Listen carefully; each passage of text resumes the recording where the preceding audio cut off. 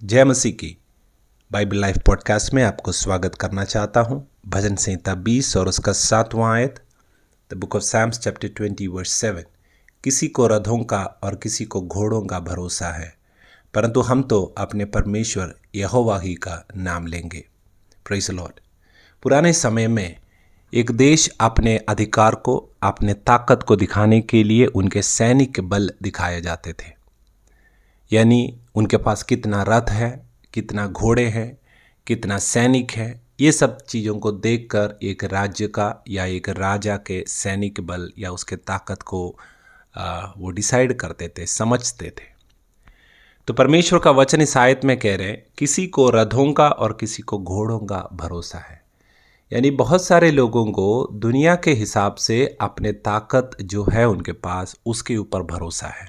मैं क्या कर सकता हूँ, मेरे पास कितना पैसा है, मैं कितने लोगों को जानता हूँ, कितने लोग ऊंचे पद पर मेरे लिए बात करने के लिए बैठा हुआ है, या मेरा परिवार किस तरह का है। इस तरह का भौतिक या बाहरी बातों के ऊपर लोग भरोसा करते हैं।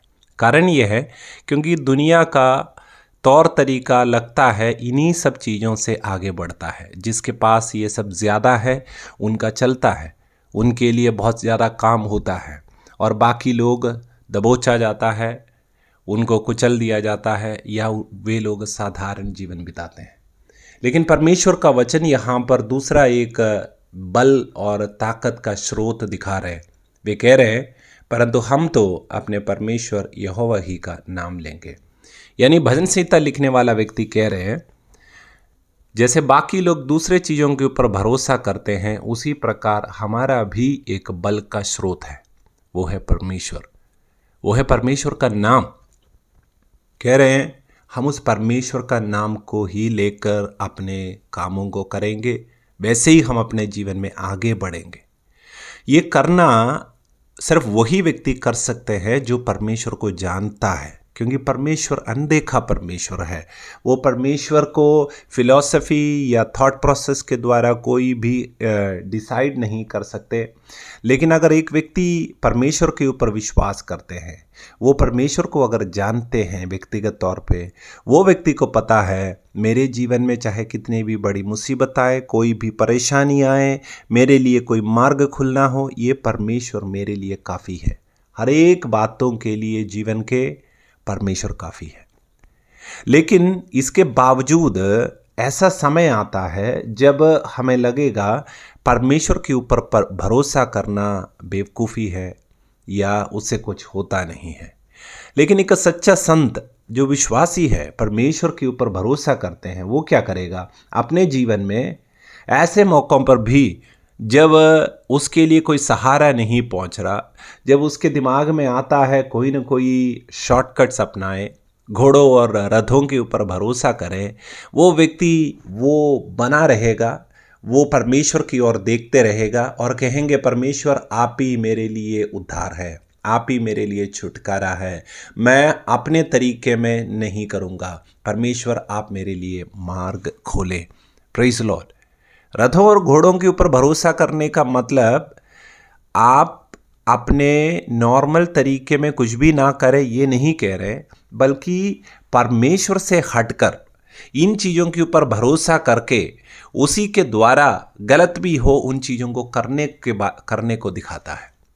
जीवन में ऐसे बहुत संदर्भ आता है जहाँ पे कोई भी कुछ नहीं कर पा रहा।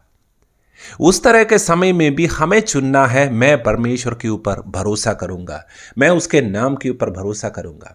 देखिए, वचन में उत्पत्ति से लेकर प्रकाशित वचन तक ऐसे लोगों के कहानियां, उनके जीवन के बारे में लिखा हुआ है जो परमेश्वर के ऊपर भरोसा किया और प्रभु ने उनको उद्धार दिया, छुटकारा दिया।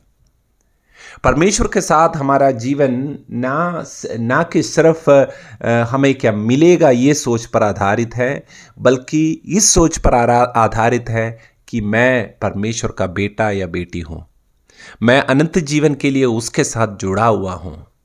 मेरा परमेश्वर मेरे साथ है तो जो सबसे सही है वो परमेश्वर उन चीज़ों पे मुझे अगुवाई करेगा। मैं आपके लिए प्रार्थना करना चाहता हूँ।